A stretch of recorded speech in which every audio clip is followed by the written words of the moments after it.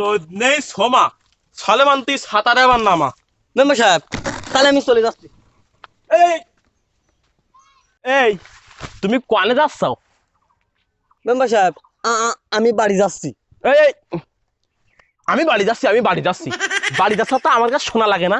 আমি কি তোমার বেতনটা ফাও দেবো? কান চামচা তালে দেবো। মেম্বার সাহেব রোদিরও রোদ নেই, বৃষ্টিরও বৃষ্টি নেই, পায়ের ঘাম মাথায় ফেলে যাবৎকাল আপনার মাথার উপর ছাতাটা ধরে রাখিলাম।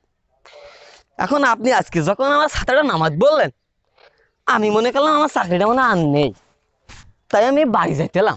এই দাঁড়াও দাঁড়াও সলেমান, হ্যাঁ তুমি এ যাবৎ কাল আমার সাথে থাকিয়াই যাও, তোমার সাথে কিন্তু আমি ছলনা করিনি, আর ভবিষ্যতে সলেমানের সাথে আমার ছলনা হবে না। এখন যে কথা বলতেছিলাম, নির্বাচনের পরে তো আর গ্রামের দিকে বাড়িনি হয়নি, শুনিছে নাই ওই কালভরটা ভাঙি নেই শাঁকো বানাইছে। এখন যাব দেখতি, তুমি আমার সাথে আইসো।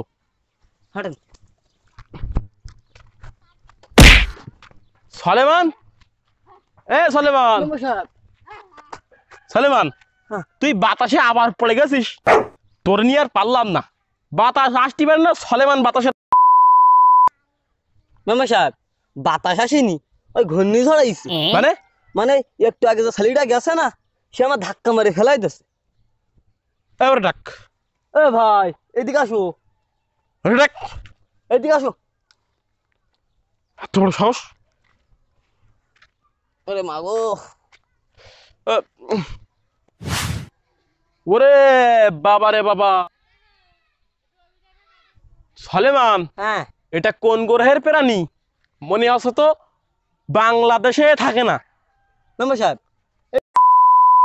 এটা হলো মানুষ, আর এটা যা দেখতেছেন এটা হলো এখনকার ফ্যাশন।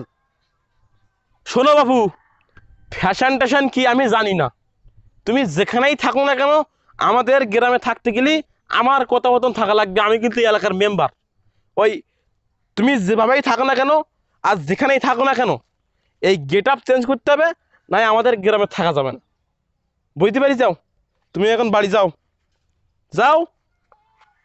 আর আমার সামনে আসার আগে ভদ্রভাবে আসবা, ঠিক আছে?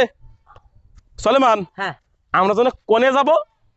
মেম্বার সাহেব গ্রাম পর্যবেক্ষণ করতে। হ্যাঁ চলো, এইভাবে না এইভাবে এইভাবে চলো।